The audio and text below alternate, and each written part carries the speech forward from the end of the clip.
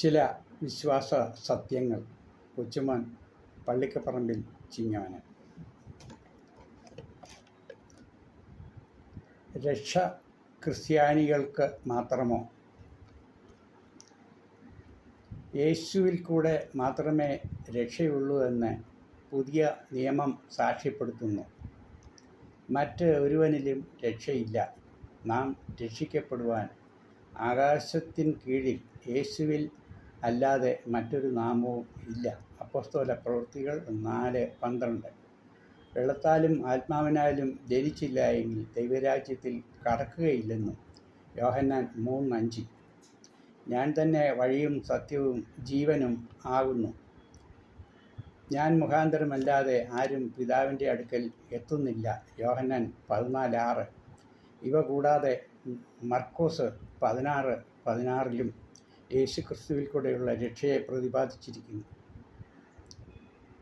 ഈ വാക്യങ്ങളുടെ എല്ലാ അടിസ്ഥാനത്തിൽ പ്രകാരം ക്രിസ്ത്യാനികൾക്ക് മാത്രമേ രക്ഷയുള്ളൂ എന്ന് പഠിപ്പിക്കുന്നെങ്കിലും അപ്രകാരം അല്ലാതെ മറ്റ് മതത്തിൽപ്പെട്ടവർ യേശുവിനെപ്പറ്റി പഠിക്കുവാൻ അവസരം ലഭിക്കാതെ പോയത് അവർക്ക് സ്വർഗരാജ്യത്തിൽ എത്താൻ കഴിയാത്ത വിധത്തിൽ ആയിത്തീരുമെന്ന് ചിലർ ദുരുപദേശം പഠിപ്പിക്കുന്നുണ്ട്.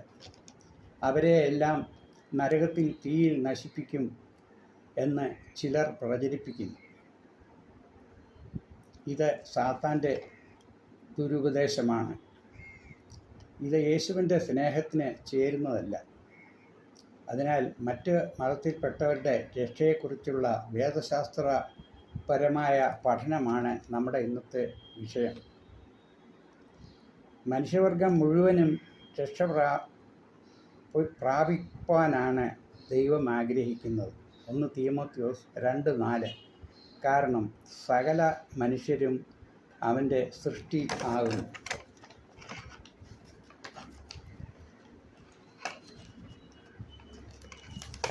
ലോക അവസാനത്തിന് ശേഷമുള്ള മനുഷ്യവർഗത്തിൻ്റെ ന്യായവിധി സമയത്ത് ക്രിസ്ത്യാനികളെ വലത്തും ജാതികളെ ഇടത്തും നിർത്തുന്നതായിട്ട് കാണുന്നില്ല.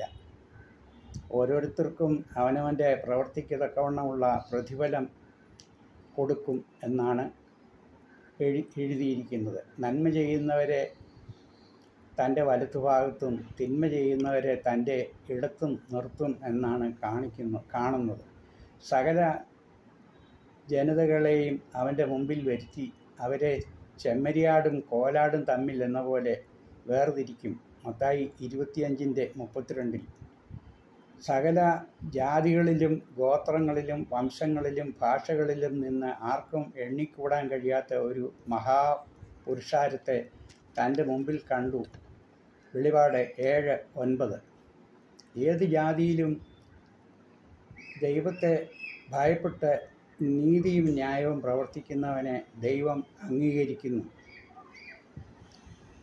കൊർന്നല്യോസിനെ ദൈവം ആകർഷിച്ചത് അവൻ നീതിമാനായിരുന്നതുകൊണ്ട് ആയിരുന്നു, അല്ലാതെ സുവിശേഷം കേട്ടതുകൊണ്ട് മാത്രം ആയിരുന്നില്ല. അപ്പോസ്തല പ്രവൃത്തികൾ 10:38.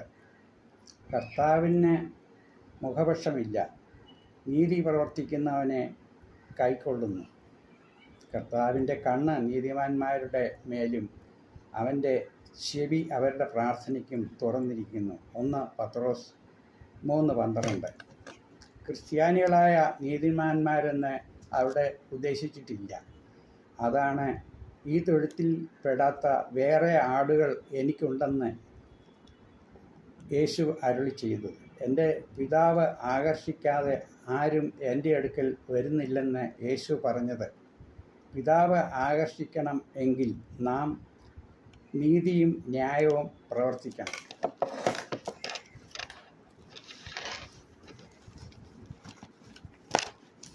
ക്രിസ്ത്യാനികൾക്ക് മാത്രമേ രക്ഷ ഉള്ളൂ എങ്കിൽ അബ്രഹാമിൻ്റെ ഭാര്യ സാറായും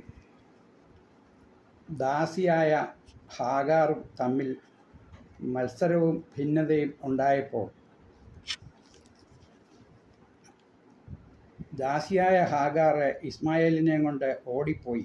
മരുഭൂമിയിൽ വെച്ച് ദാഹജലത്തിന് ജലത്തിന് വേണ്ടി പ്രാർത്ഥിച്ചപ്പോൾ ദൈവം പ്രത്യക്ഷപ്പെട്ട് വെള്ളം കൊടുക്കുകയും ഇവനെയും ഞാനൊരു വലിയ ജാതിയാക്കുമെന്ന് അരുളി ചെയ്യുകയും ചെയ്തു. ഇതാണ് മുസ്ലിം സമുദായം എന്ന് നാം വിശ്വസിക്കുന്നത്. അപ്പം അവരെയും മറ്റ് ജാതിക്കാരെയും ദൈവം അംഗീകരിക്കുന്നു എന്നല്ലേ? എല്ലാ മതങ്ങളും ദൈവത്തെ അന്വേഷിക്കുന്ന വിവിധ മാർഗങ്ങളാകയാൽ എല്ലാ വഴികളും റോമിലേക്കെന്ന ചൊല്ല് ഇവിടെ അന്വർത്ഥം തന്നെ. ദൈവത്തിൻ്റെ ഭൂമിയിലെ കൃഷിത്തോപ്പിലെ കൃഷികൾ പലതരം എന്ന പോലെ മതത്തെ കാണുകയും വേണം.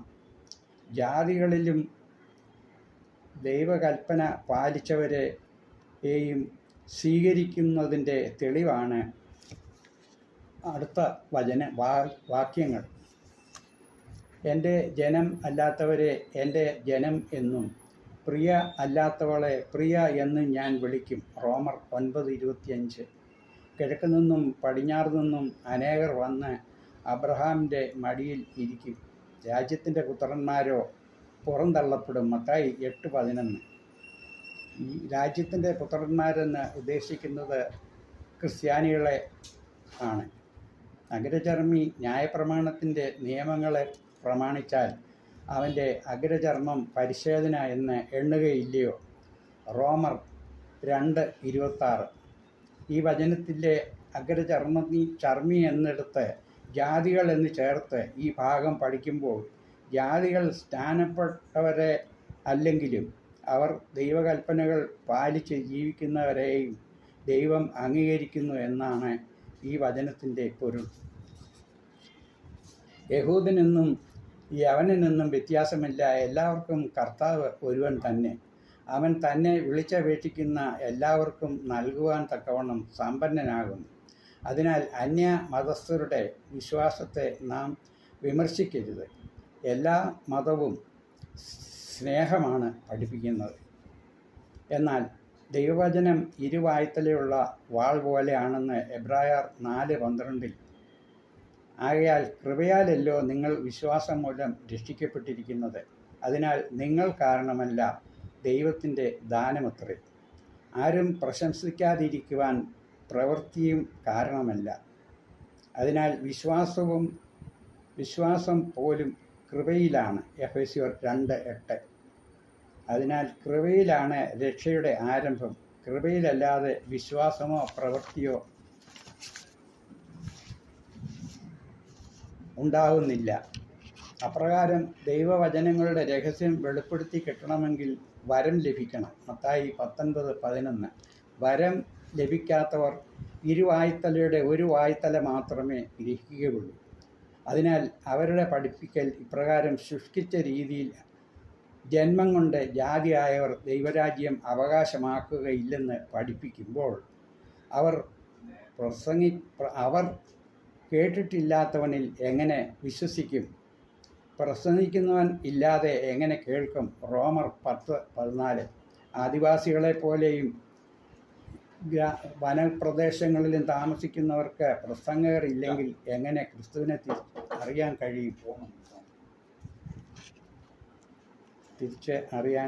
കഴിയും?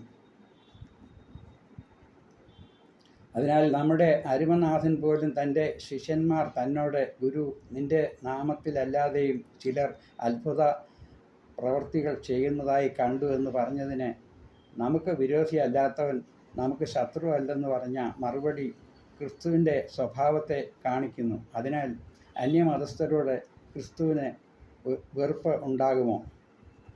മറ്റു മതക്കാരോട് സഹകരിച്ച് അവരെ കുറ്റപ്പെടുത്താതെ അവരും നീതി പ്രവർത്തിച്ച് ജീവിക്കുമ്പോൾ സ്വർഗരാജ്യത്തിന് അവരും അവകാശിയായി തീരുന്നു. സമീപകാലത്ത് ഫ്രാൻസിസ് മാർപ്പാപ്പ നിരീക്ഷരും യുക്തിവാദികളും യേശുവിനെ പുച്ഛിക്കുന്നവരും ആണെങ്കിലും നന്മയും നീതിയും പ്രവർത്തിച്ച് ജീവിച്ചവരാണെങ്കിൽ അവരെല്ലാം സ്വർഗത്തിൽ പോയിരിക്കും എന്ന് ഒരു സന്ദേശം നൽകിയത് ഇവിടെ അന്വർത്ഥം തന്നെ. അതിനാൽ ഏത് ജാതിയായാലും തമ്മിൽ സ്നേഹിക്കുകയാണ് നമ്മുടെ ദൗത്യം. Thank you.